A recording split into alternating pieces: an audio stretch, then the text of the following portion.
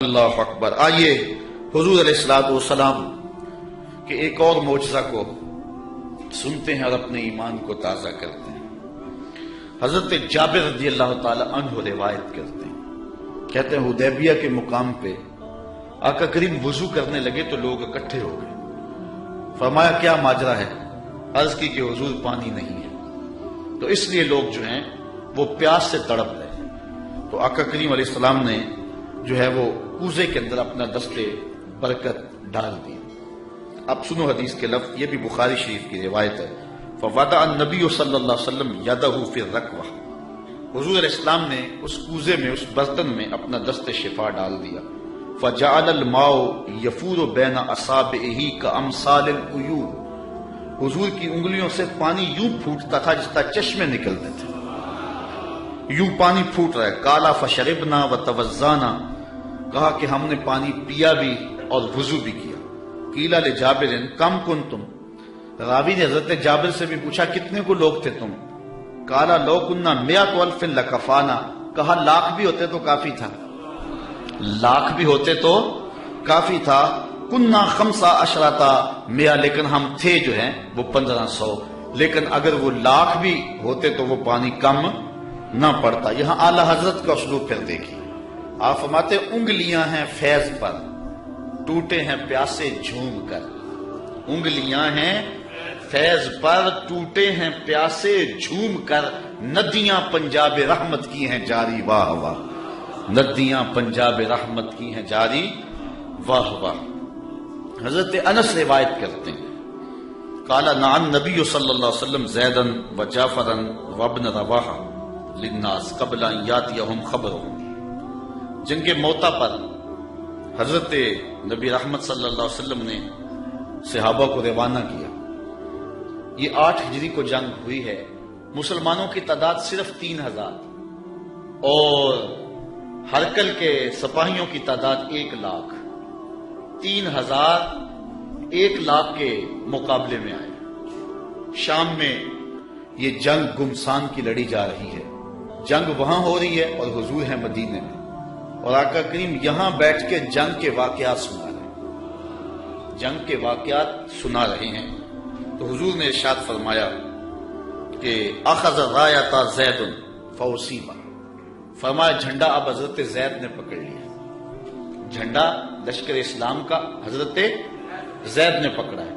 پھر فرمایا کہ وہ شہید کر دیے گئے۔ ثم اخذ ابن رواحہ فاصیب، پھر فرمایا عبداللہ ابن رواحہ نے پکڑا جھنڈا، پھر فرمایا وہ بھی شہید کر دیے گئے۔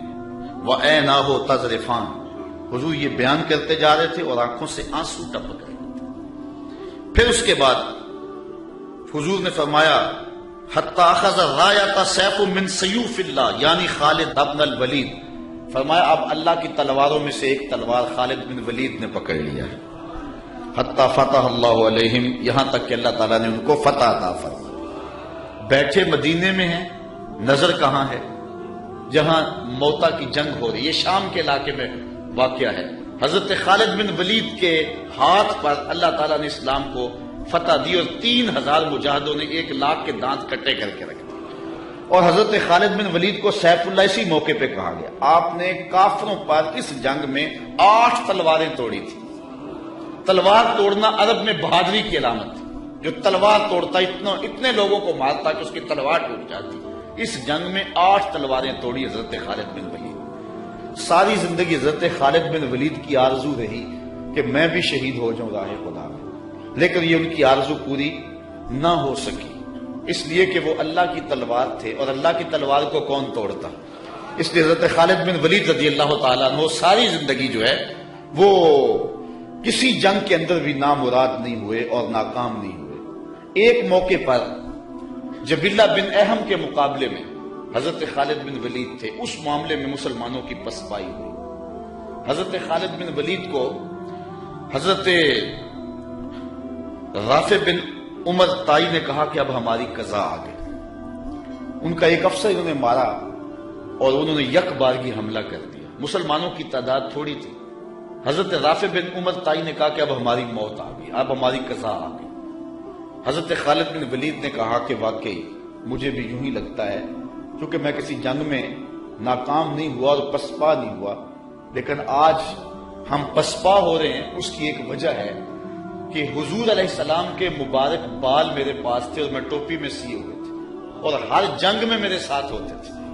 آج میں ٹوپی گھر بھول آیا اور یہ مصیبت جو ہمارے اوپر پڑی ہے اس لیے کہ میرے پاس آج وہ حضور علیہ السلام کے معجز نما بال جو ہیں آج وہ موجود نہیں ہے۔ لیکن بندہ مٹ نہ جائے آقا پہ تو وہ بندہ کیا ہے، بے خبر ہو جو غلاموں سے ہو آقا کیا ہے۔ دور طیبہ سے جب بھی میں تڑپا کبھی، ان کو حالات کی سب خبر ہو گئی۔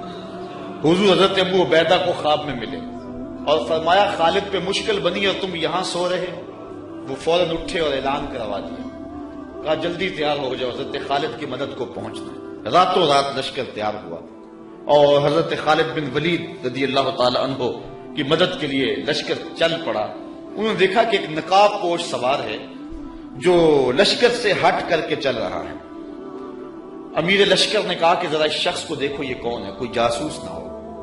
جب مجاہد اس کے پاس گئے، اس نے کہا کہ پیچھے ہٹ جاؤ، میں کوئی غیر نہیں ہوں، میں حضرت خالد بن ولید کی بیوی ہوں۔ جب حضرت ابو عبیدہ نے اعلان کروایا نا کہ تیار ہو جاؤ کہ خالد پہ مشکل آ گئی ہے، تو میں نے سوچا کہ اللہ کے شیر پہ کبھی مشکل آئی تو تھی نہیں، یہ کیا ہو گیا؟ تو میں نے غور کیا تو ان کی ٹوپی گھر رہ گئی تھی، تو میں نے ٹوپی لی، میں ان کو ٹوپی دینے جا رہی ہوں۔ لشکر کے ساتھ ساتھ حضرت خالد بن ولید کی اہلیہ بھی چلتی رہی۔ حضرت خالد بن ولید ادھر محاذ پہ ڈٹے ہوئے، اچانک حضرت خالد بن ولید کیا دیکھتے ہیں کہ ایک جانب سے اللہ اکبر کی آواز آئی اور 5-6 مجاہد ہیں جو دشمن کے لشکر کو پیچھے دھکیل رہے ہیں، اور اس میں ایک نقاب پوش مجاہد بھی ہے۔ حضرت خالد بن ولید نے گھوڑے کو ایڑ لگائی اور جا کے اس کے قریب کھڑے ہو گئے، کہا جوان مجاہد تو کون ہے کہ لشکر کے جو ہے پشتے کاٹ رہا ہے؟ اس نے تھوڑا سا نقاب سرکا کے کہا آنا زوجتو کا ام تمیم، میں تمہاری بیوی ام تمیم ہوں اور تم حضور کے بالوں والی ٹوپی بھول آئے تھے، میں وہ تمہیں دینے آئی ہوں۔ تو انہوں نے وہ ٹوپی ان کو پیش کی تو اللہ نے اسی دن حضرت خالد بن ولید کو فتح عطا فرمائی۔ یہ حضور علیہ الصلوۃ والسلام کے منہ مبارک کا موقع ہے۔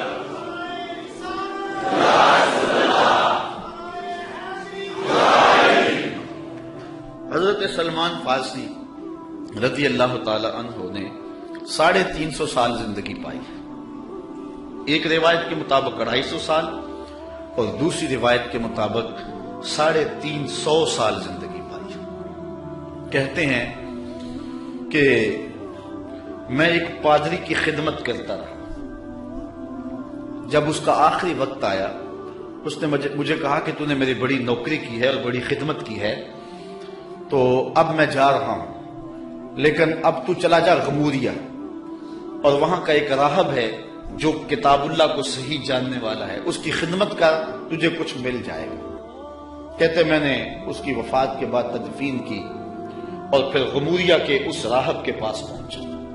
ساری زندگی میں نے اس کی نوکری کی۔ جب وہ فوت ہونے لگا اس نے مجھے کہا کہ اب میں اس دنیا سے جا رہا ہوں، تو نے بہت زیادہ میری خدمت کی، میں تجھے ایک پتے کی بات بتاؤں، اب تو چلا جا مدینے میں، یثرب میں، یہ نبی آخر الزمان کی ہجرت گاہ ہوگا، اور وہاں جا کے اس کا انتظار کر، اب وہ آنے والے، ان کے آنے کا وقت بالکل قریب آ گیا۔ کہتے میں نے اس کو کہا کہ مجھے کیسے پتا چلے گا کہ یہ نبی ہے؟ کوئی شخص بھی تو دعویٰ کر سکتا ہے۔ کہا 3 نشانیاں ہوں گی، ایک تو یہ ہے کہ صدقہ قبول نہیں کرے گا، دوسری نشانی ہدیہ قبول کرے گا، تیسرا 2 کندھوں کے درمیان مہر نبوت ہوگی۔ کہتے میں نے وہاں سے رخت سفر باندھا، راستے میں ایک قافلے کو کہا کہ تم مجھے اپنے ساتھ لے جاؤ، انہوں نے مجھے تنہا سمجھ کے مجھے گرفتار کر لیا۔